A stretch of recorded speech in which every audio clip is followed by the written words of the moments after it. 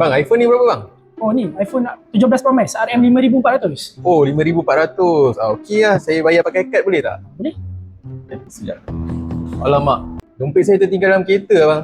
Oh, dalam kereta. Ya, saya nak ambil kejap boleh bang? Saya ambil kat kereta kejap. Sekejap Sekejap. Je lah tu tinggal dompet dalam kereta. Aku dah boleh agak dah.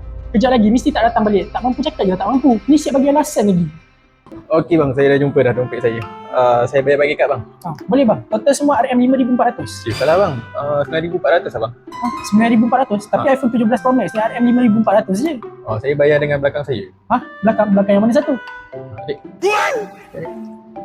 Ni adik saya. So yang untuk iPhone 17 ni saya bagi hadiah untuk dia. Hari ni hari birthday dia.